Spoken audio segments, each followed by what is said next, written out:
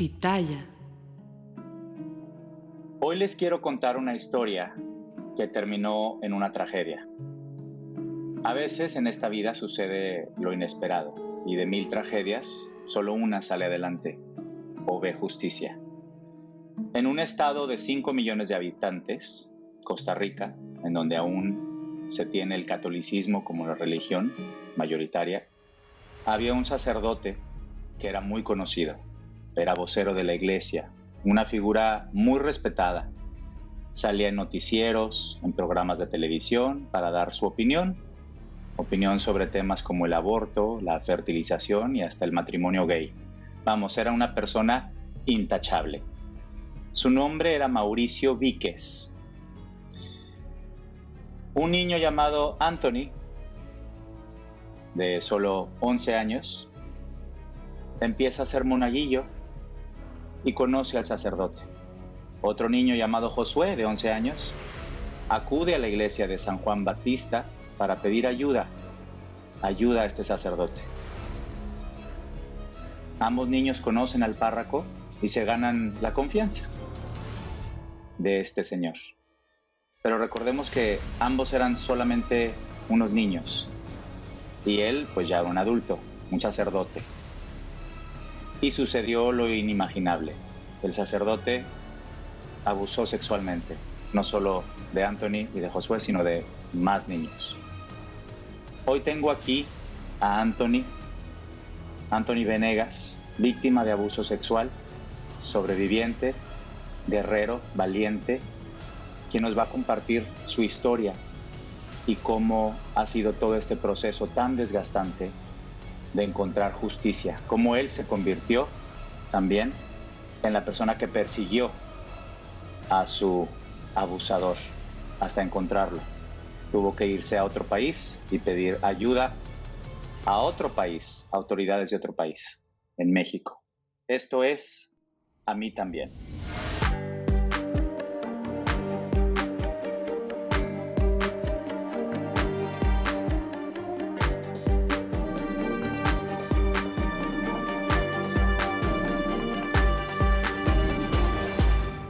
Bueno, como les decía, hoy tengo el enorme placer y el honor de cederle el micrófono a Anthony Venegas. Anthony Venegas, que está en Costa Rica.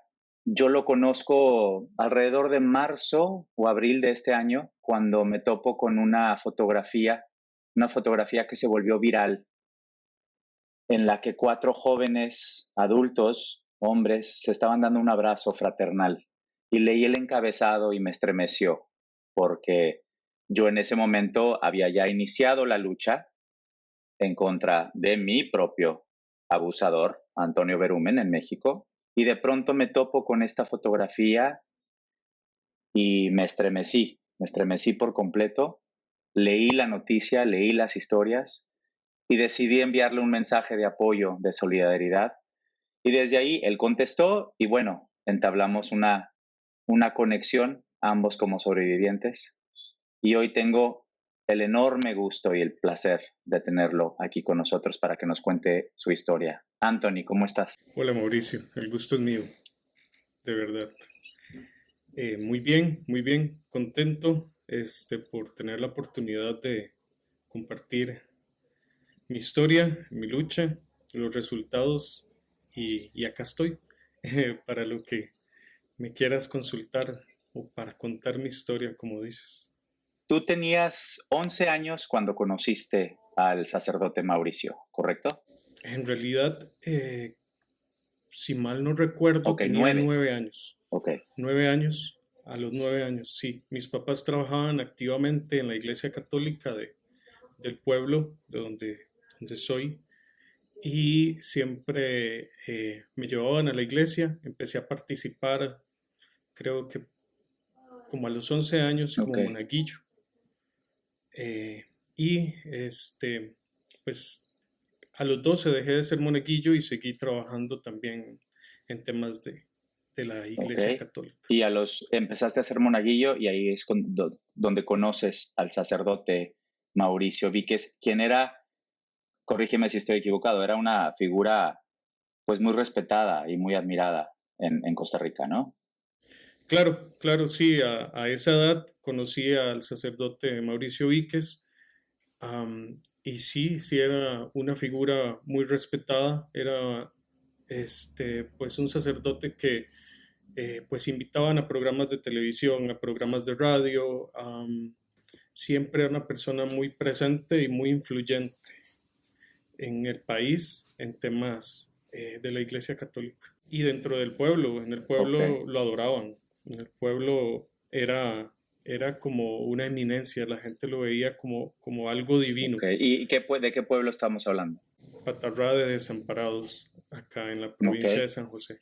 Ahora, ¿en qué momento comienza a cambiar la relación del sacerdote hacia ti? ¿En qué momento comienza el abuso? El abuso inicia cuando mi madre empieza a trabajar como cocinera en la casa cural. Yo después del colegio pasaba a recoger a mi mamá al trabajo de ella, que era la casa cural. Ahí fue cuando ya empecé a tener un contacto más directo con el sacerdote Víquez y de ahí fue cuando inició todo este tema tan difícil del abuso que viví por varios años.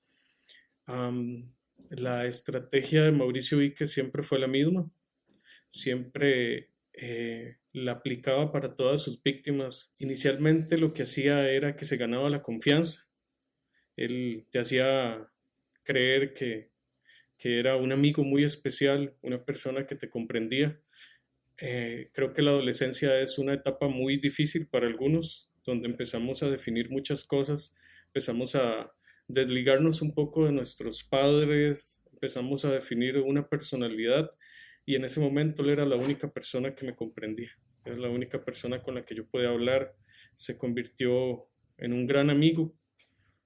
Lo que pasa es que yo no sabía cuáles eran sus intenciones hasta que empezó. ¿Tú te confesabas con él como sacerdote? Claro, sí, me confesaba con él y es algo que también veo como parte del abuso que vivía, porque en sus confesiones me decía que le contara si me masturbaba, si me tocaba, qué pensaba, si me gustaban los hombres, si me gustaban las mujeres, si veía pornografía, qué me llamaba la atención, cuántas veces me masturbaba. Eran preguntas bastante incómodas eh, que disfrazaba como un proceso de confesión para perdonar mis pecados, pero en realidad era parte de toda su perversión y todo el abuso que él hacía.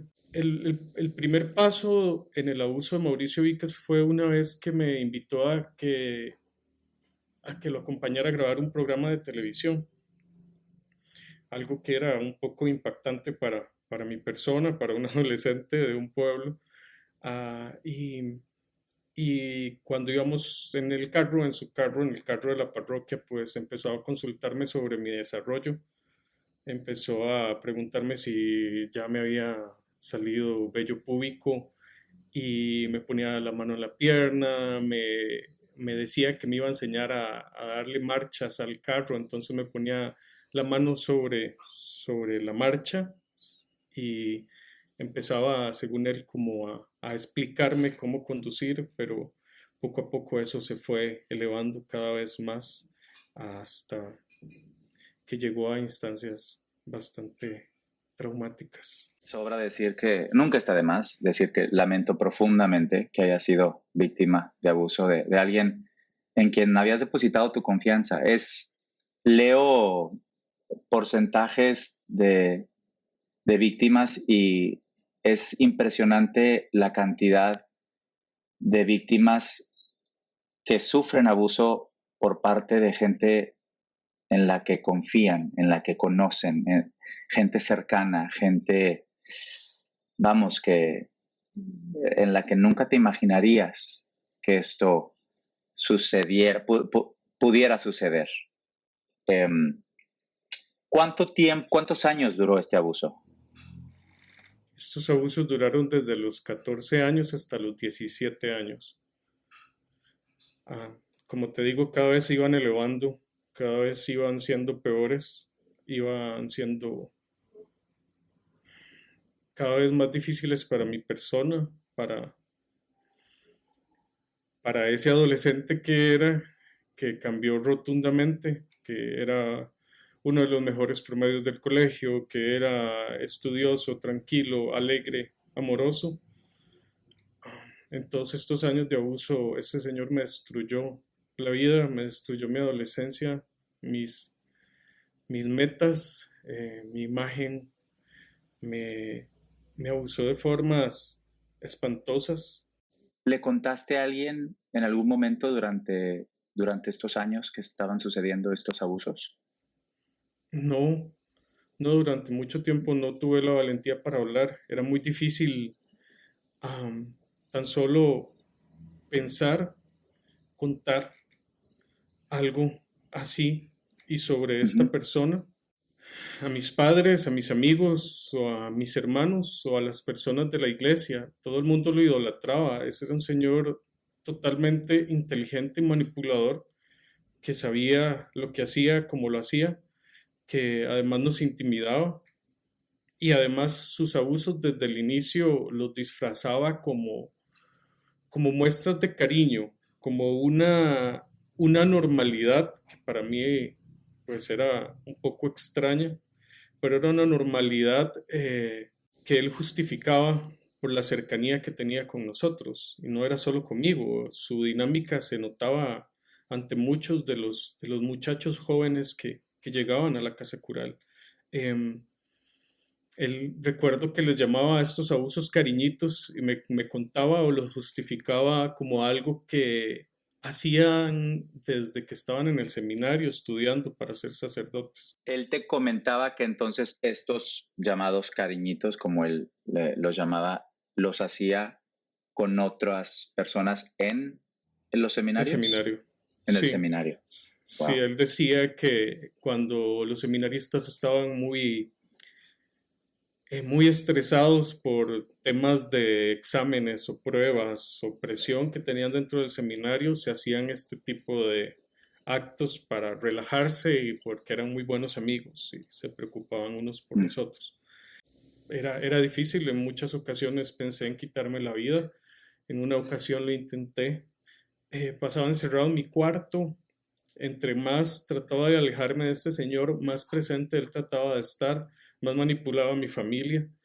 Yo llegaba del colegio y me encerraba en mi cuarto y recuerdo que él nada más aparecía fuera de mi casa y les decía a mis padres que necesitaba que yo lo acompañara a darle una misa.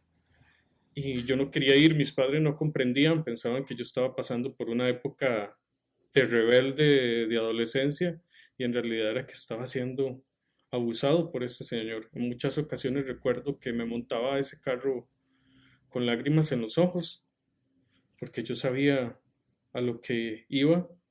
¿Cuándo fue la primera vez que decidiste contar lo que te había pasado? ¿Cuándo te atreves finalmente a decir, he sido víctima de abuso sexual por parte del sacerdote Mauricio Víquez? Eso es una parte muy importante de toda mi historia, ¿sabes? Porque un amigo, hermano de una de mis mejores amigas de mi vida, él también era monaguillo, también pues era uno de los muchachos que iban a la casa cural o de los que el sacerdote Víquez pues frecuentaba.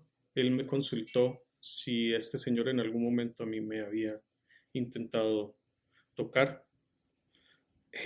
En confianza yo le dije que sí, porque él, la hermana y la mamá eran personas que yo conocía desde hace mucho tiempo y tenía una amistad muy cercana con ellos y con su familia. Eh, en ese momento él le contó a la mamá de él y doña Lorna me contactó. Me llamó a su casa un día y me preguntó. Entonces, esa fue la primera vez que yo pude hablar abiertamente con una persona mayor de lo que me estaba pasando. Entonces seguía siendo, al momento en que tú hablaste por primera vez y contaste que eras víctima, había sido y seguía siendo víctima de abuso sexual. Estaba saliéndome de esa dinámica. La Ok, señora actuó inmediatamente. Dios Habló la con mis bendiga. padres. Sí, ella es mi heroína. Y esta Ujú. lucha ella la inició y yo la he terminado por ella. Ya te cuento lo que pasó con doña Lorna. Ujú. Ella a nosotros nos llevó a la curia metropolitana.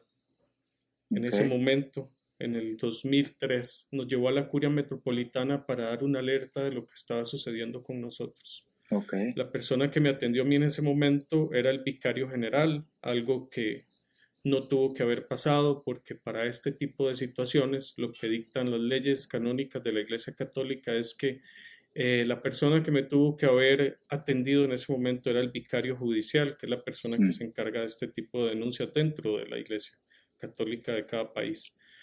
En ese momento me atendió el vicario general, José Rafael Quirós.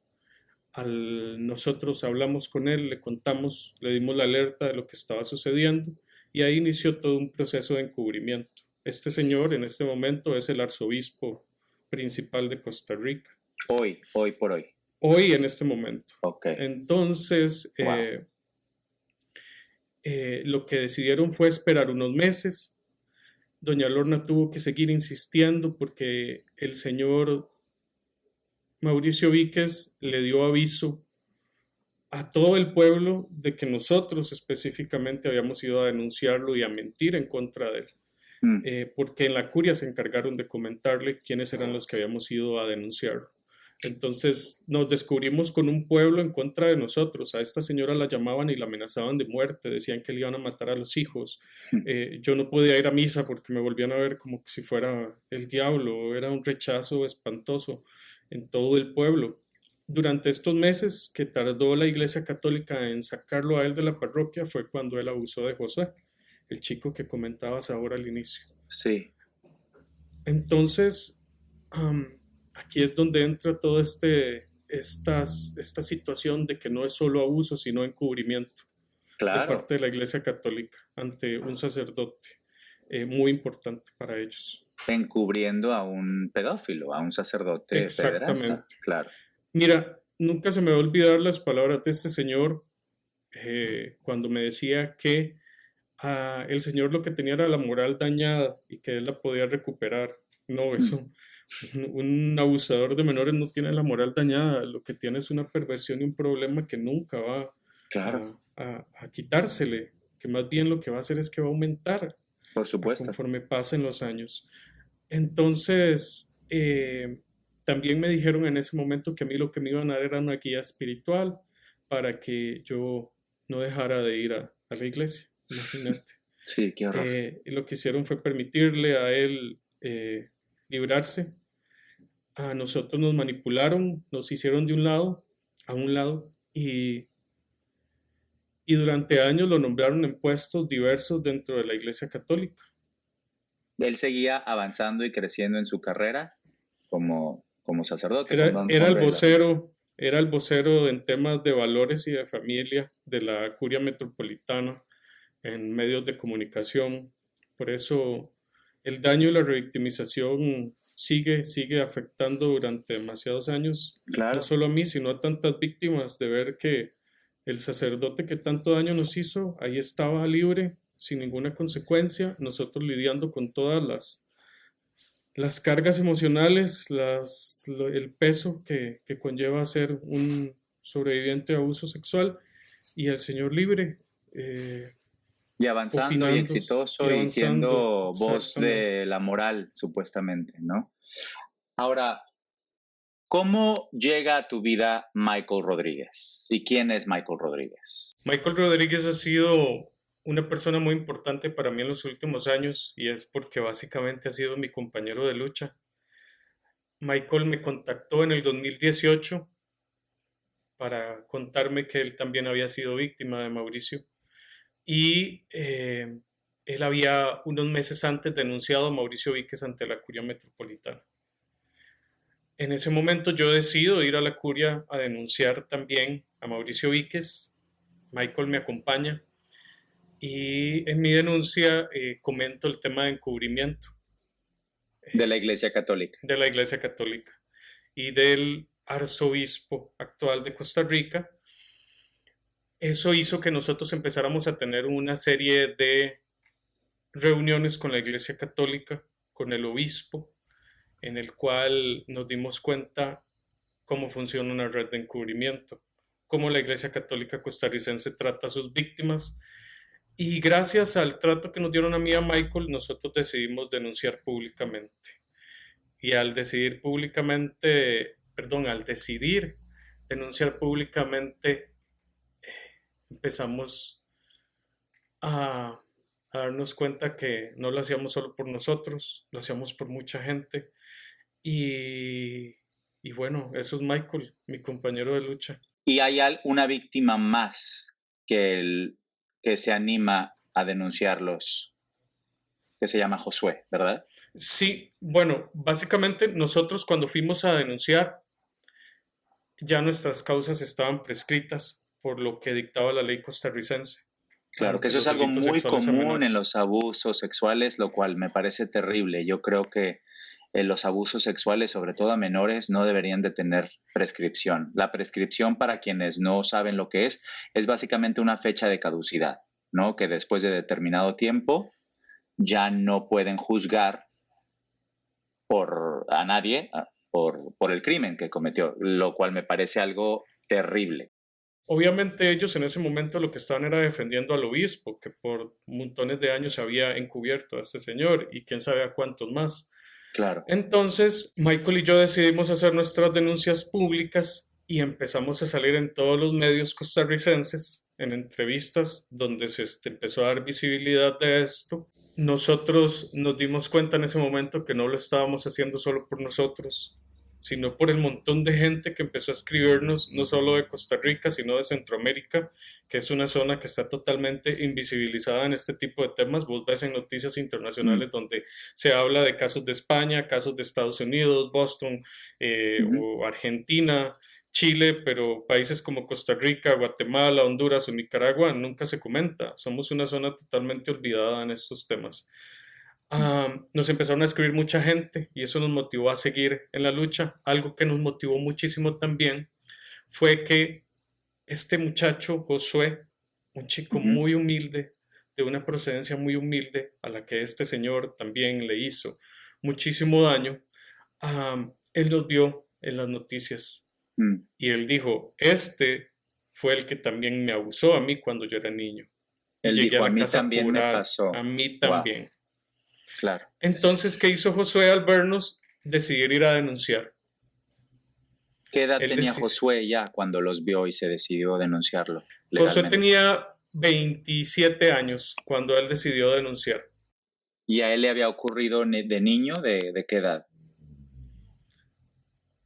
Creo que no recuerdo. Creo que Josué tenía unos 11 años cuando Mauricio Víquez lo abusó. Josué llegó a la casa cural a solicitar comida o ayuda porque tenía muchos hermanos, solo vivían con el papá y eran muy pobres y bueno, llegó a solicitar ayuda y lo que recibió fue un trauma de por vida. Fíjate nada más de lo que estamos hablando, un niño de 11 años en situaciones muy precarias, humilde, pide ayuda, acude a la iglesia a pedir ayuda a un sacerdote y el sacerdote, en lugar de ayudarlo, abusa de él. Es que es impresionante. Y luego el cinismo y el descaro de la iglesia de encubrir, de proteger, de negar. En los medios, la curia recibió al menos 9 denuncias de abuso sexual en contra de Mauricio Víquez. Acá en el país se generó un movimiento muy parecido al Me Too, donde después de vernos a nosotros denunciando figuras de poder, muchas personas decidieron empezar a denunciar figuras de poder y en ese momento se dieron montones de denuncias públicas contra expresidentes, contra personas de la política, contra profesores, médicos, etc. Sí, fue algo que nunca me imaginé que nosotros íbamos a lograr mover y generar en esta sociedad costarricense. Lo que pasa con Josué era que la denuncia de Josué era la única que no estaba expirada. No había prescrito. La única, exacto, no había que prescrito. Eso es muy importante, muy importante. Sí. Porque fue la denuncia que nos dio esperanza a todas las víctimas de Mauricio Víquez de lograr justicia. Claro. ¿Y dónde estaba Mauricio Víquez en ese entonces? ¿Qué hacía? ¿Dónde estaba? Lo que pasa con esto es que Josué decide denunciar judicialmente y José decide denunciar ante la curia. En la Ok. curia le dan aviso a Mauricio Víquez de que hay una denuncia que lo puede meter a la cárcel. Entonces Mm. Mauricio Víquez decide escaparse ¿Y y a se dónde se escapa va? del país, se va para México, A mi país se va. a tu Qué país. vergüenza que lo hayan escondido Entonces, ahí. Sí, sí. entonces Mauricio, ahí inicia una carrera contrarreloj, porque, como te decía ahora, Josué tenía 27 años y según la ley costarricense, a los 28 años era cuando iba a prescribir ese delito. Y Josué O estaba a sea, meses de cumplir los 28 s- años. al momento en que la víctima de abuso sexual, cuando era un niño, cumple 28 años de edad, automáticamente en Costa Rica prescribe el delito. Ay, Prescribía, qué terrible. porque ¿Ya cambió? nosotros como víctimas, sí, nosotros lo cambiamos. Wow, wow. Sí, eso Sí. es uno de los Wow, wow, resultados wow, qué más maravilla. importantes de nuestra lucha. Wow, Logramos 15 años wow, más. En wow. ese tiempo, Qué importante sí, eso, ¿eh? sí, sí, Sí, es muy importante. Y creo que también le rectificaba a una sociedad que además nos estaba juzgando y nos señalaba, porque eso es lo que hace una sociedad machista y eso es lo que genera una cultura de abuso, el revictimizar y el culpar a las víctimas de lo que pasaba. Nosotros estuvimos moviendo y logrando muchas cosas, siendo una voz por muchas personas y llegando a otras fronteras con nuestro caso y con nuestro mensaje, que fue algo muy claro. importante y algo que fue parte de todo este proceso de sanación que nosotros hemos vivido durante todo este tiempo. Lo malo era que cada vez iba acercando más la fecha de cumpleaños de Josué y a Mm, Mauricio Víquez, a pesar de tener una orden de captura internacional y la Interpol estarlo buscando, wow, no sabíamos nada que iba a suceder, que iba a pasar. Sentíamos que estábamos logrando y avanzando y teniendo un impacto muy positivo en la sociedad en la que vivimos, pero sentíamos que se nos estaba yendo de nuestras manos esa justicia claro. y la única oportunidad que teníamos para lograrlo. Ahí fue cuando ¿Qué- decidimos ir a México a buscarlo. ¿Quiénes fueron a México? Michael y yo fuimos a México a Ok. buscarlo. A Ah, perseguir a su agresor, a su... bus- sí, es algo irónico porque ahora te contaba que yo huía de este señor y me encerraba. No quería verlo, no quería hacer nada Claro, con él y se cambiaron los papeles. Ahora el Señor era el que se escondía de nosotros y ahora nosotros éramos el que lo buscábamos, el que estábamos ahí presentes, eh, pues como un símbolo de justicia. Yo llegué a México un 13 de agosto, un día de el día de mi cumpleaños. Ese día, por un contacto con una señora que ha luchado mucho allá en México por los derechos de las personas abusadas, logré ingresar al Senado de la República Mexicana en la Ciudad de México ok. y había ese día específicamente un foro que hablaba sobre logros legislativos en la gestión de abusos sexuales. Ok. No sé si era coincidencia o no, pero parece que todo estaba acomodado. En el, Cuando llegué al Senado ingresé al foro, me di cuenta que estaba mucha prensa, que había muchos políticos y muchas personas que trabajaban en eso. Entonces tomé la decisión de interrumpir a una de las panelistas, levantarme frente a Wow, todas las personas que estaban en el foro y solicitar ayuda al pueblo wow, mexicano y a los medios. No sé de dónde salió esa valentía, pero yo llegué a México con una misión y, wow. y, y eso era parte de lo que tenía que hacer. Me levanté, solicité ayuda, expliqué a todo el foro por qué estaba ahí, quién estaba escondido en México, lo que iba a pasar si no lográbamos atraparlo. Solicité Mm, ayuda a los medios, solicité ayuda a las personas que pudieran en ese momento facilitarnos la búsqueda de este señor. Fue un momento muy importante para mi vida y para mi sanación. Recuerdo los claro, aplausos de todas las personas que ven en el foro diciéndome que me creían, diciéndome que lo íbamos a lograr. Dime una cosa, ¿pediste apoyo a las autoridades mexicanas? No directamente, había que hacer muchísimas transacciones o había que hacer mucho y ellos lo que nos decían era que estaban ya en eso, estaban en la investigación. Nosotros lo que hicimos fue solicitar ayuda a los medios de comunicación allá. Salimos en periódicos, salimos en un noticiero en vivo también y así empezamos a dar visibilidad sobre la cara de este señor. Yo estuve Wow, por las calles de la Ciudad de México pegando volantes, consultándole a la gente. Sé que suena wow, como una idea descabellada porque México es un país no. gigantesco. La Ciudad de México es millones de personas, pero Ujú. pero era lo que mi corazón dictaba que hiciera, era parte de mi misión. Yo andaba viendo en los taxis, andaba viendo en los metros, andaba consultándole a la gente, mostrándole la foto de este señor, arriesgándome a que las autoridades mexicanas me tuvieran por pegar un afiche en Claro. alguna pared. Yo estaba visitando albergues que hay en la Ciudad de México o en diferentes partes de México donde la Iglesia Católica esconde a los curas que son denunciados por abuso sexual. Fui a Qué uno horror. al sur de la Ciudad de México y cuando iba camino a uno que hay en Guadalajara, Ujú. eh, me llaman los medios de prensa para avisarme de que al parecer ya lo habían detenido, que lo Mm. habían atrapado. ¿En Y dónde? fue al norte, en Nuevo León, En mi estado, yo soy de Nuevo León. Mira, imagínate. Ahí estaba ¿escondido estaba escondido en el algún señor. albergue? No, él estaba escondido en un apartamento y lo que hizo fue cambiar nada más su primer nombre en algunas redes sociales y lo descubrieron porque él ofrecía servicios de guía para tesis universitarias ¿Por alguna y, red social y como Facebook o Twitter o algo alguna así? red Sí. social exactamente. Eso Y se son lo que cambió el dicen las nombre. autoridades. Se puso Antonio. Ok. Antonio.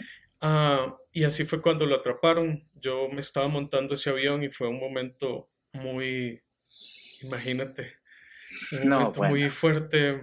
Lo atrapan estando nosotros allá, algo que a mí me gusta pensar que de alguna u otra forma lo que nosotros estuvimos haciendo en México o la Ujú. energía que pudimos llevar a este lugar pudo haber generado que lográramos esa justicia. Después de que lo atrapan, viene un tiempo muy difícil porque se viene la pandemia que interrumpe todo este proceso, todo el proceso de extradición, todo lo que nosotros veníamos luchando o haciendo. En mi caso, me cae el peso emocional de estar exponiendo mis traumas, mi dolor, mi lucha durante más de un año públicamente en el que estuve nada más pensando en eso todos los días, a toda hora. Ah, y viene todo este tiempo tan difícil de pandemia y de espera de justicia. Um, Durante la pandemia él permaneció en México, en una prisión en México. ajá, en un reclusorio en México. Su abogado empezó también a tratar de justificarlo y de lograr que se saliera con las suyas. Algo que no te conté ahora fue que nosotros trabajamos en este proyecto de ley con la intención de ayudar a mucha gente. Después de que se aprobó, la Fiscalía costarricense nos contacta y nos dice que nosotros íbamos a poder denunciar, que el cambio de ley nos está permitiendo a nosotros denunciar. Entonces ya no era solo una denuncia, sino eran 4 denuncias en contra de Mauricio Cuatro. Víquez. Durante todo este tiempo se esperó y se le procesó por estas 4 denuncias. Lo que pasa es que las apelaciones de la defensa de Mauricio Víquez lograron que esas 3 denuncias se archivaran Mm. y al final terminó siendo Josué el único que podía meter a Mauricio Víquez a la cárcel. Mauricio Víquez se extradita en mayo del 2021. Lo traen acá, inicia todo este proceso de juicios y bueno, el resultado de todo ese tiempo fue que el juzgado pues decidió que Mauricio Víquez era culpable de los abusos que Mm, había hecho en contra de Josué. Hemos cambiado mucho, hemos crecido mucho. Yo, Mauricio, antes era una persona totalmente diferente.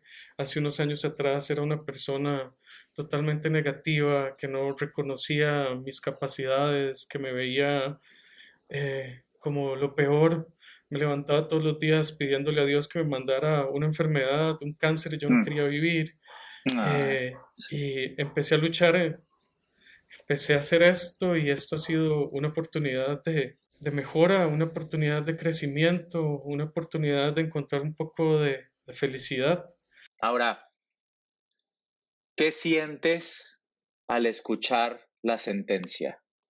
Te lo juro que lo siento en este momento con solo pensar esa sensación de paz, esa sensación de justicia.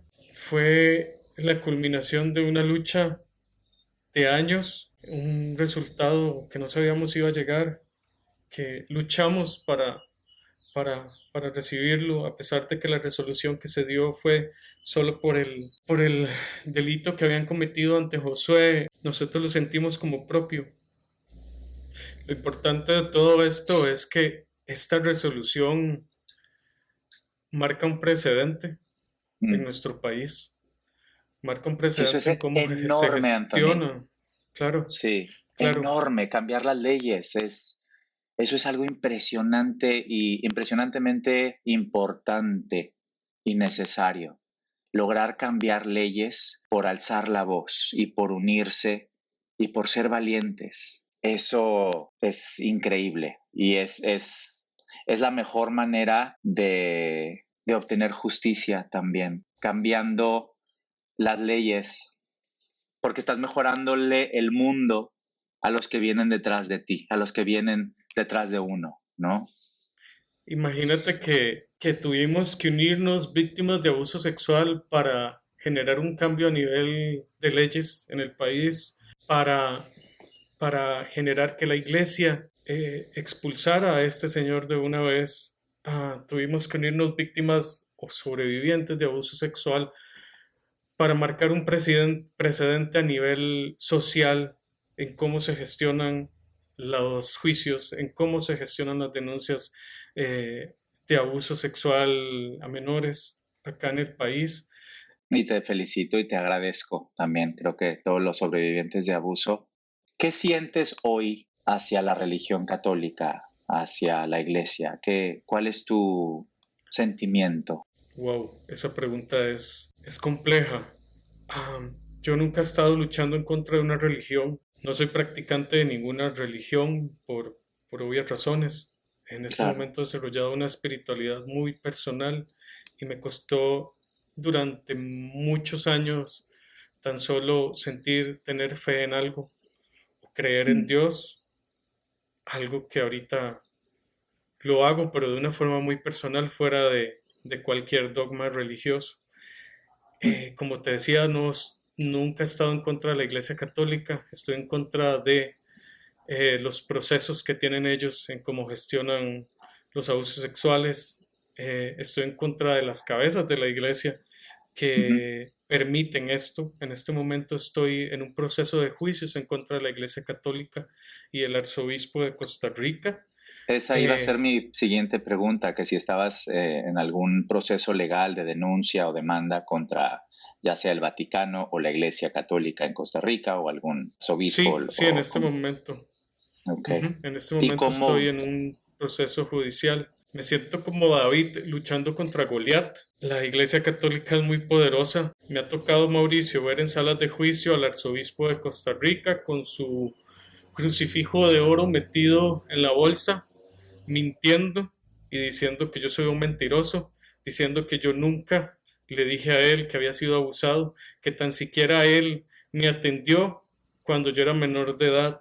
Te digo algo, yo creo que el poder de la verdad es algo que a vos te da paz.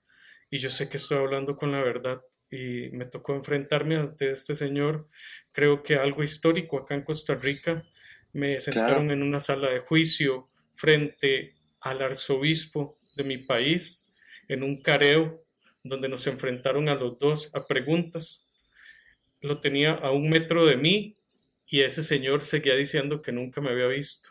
Fue algo importante para mí porque creo que frente a jueces y frente a abogados y frente a sus 5 abogados que estaban ahí como chacales tratando de hacerme sentir menos, pude decirle al arzobispo todo lo que pensaba. Pero bueno, lo más positivo de todo esto, Mauricio, es que después de tantos años de lucha, después de exponernos, después de lograr dar visibilidad de todo esto ante esta sociedad, ya no recibo más amenazas, ya no recibo más mensajes diciendo que yo soy un demonio, que estoy en contra de la Iglesia Católica, que soy un mentiroso. Ahora más bien recibo mensajes de apoyo, ahora recibo oportunidades como esta de compartir mi lucha, de seguir eh, en esta misión tan hermosa que la vida me da, eh, y, y de compartir todas estas vivencias para de alguna u otra forma mostrarle a las víctimas